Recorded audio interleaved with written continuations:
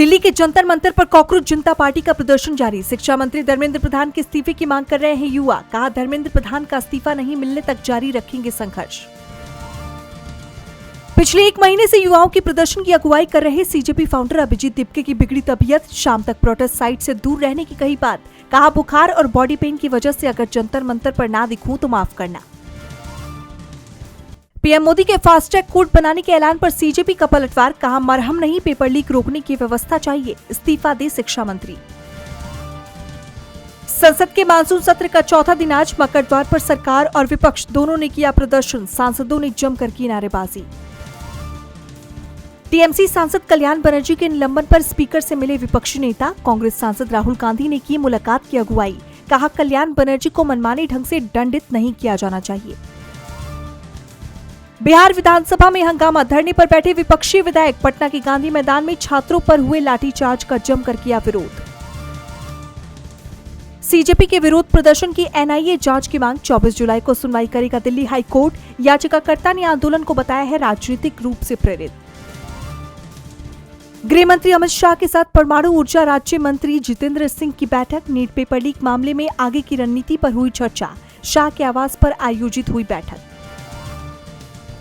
छात्रों पर हुए लाठीचार्ज को लेकर सुप्रीम कोर्ट में वकीलों का प्रदर्शन। शीर्ष अदालत ने किया शांतिपूर्ण प्रदर्शन। प्रदर्शन में बड़ी तादाद में वकीलों ने लिया हिस्सा। सोनम रघुवंशी को सुप्रीम कोर्ट से लगा बड़ा झटका, जमानत रद्द। 3 हफ्ते में सरेंडर करने का आदेश। सोनम पर अपने पति राजा को मारने का लगा है आरोप। पश्चिम एशिया में तेज हुआ तनाव। अमेरिका का ईरान में इराक बॉर्डर पर हमला, 2 लोगों की गई जान। ईरान का बड़ा दावा। का जॉर्डन में अमेरिकी थर्ड रडार और पैट्रियट सिस्टम किए तबाह। विदेशों तक पहुंची भारत से निकली नीट विरोध की आग। 5 देशों में कॉकरोच के समर्थन में हुए प्रदर्शन। ब्रिटेन, आयरलैंड, नीदरलैंड, कनाडा और जर्मनी इन देशों में है शामिल। पीओके में बवाल के बीच पाकिस्तान कराने जा रहा विधानसभा चुनाव। 27 जुलाई से 10 अगस्त के बीच 3 चरणों में होने हैं चुनाव। लंबे समय से महंगे राशन, बिजली को लेकर पीओके में जारी है प्रदर्शन। बांग्लादेश की पूर्व पीएम शेख हसीना का बड़ा ऐलान। कहा, बांग्लादेश में फांसी पर लटका दो लेकिन मैं लौटूंगी। 2024 में अपने देश से भागकर भारत आई थी शेख हसीना। एप्पल की एंट्री से बदलेगा फोल्डेबल फोन का खेल। 2024 में भारत में 6.5 लाख यूनिट्स का बड़ा रिकॉर्ड बनने की उम्मीद।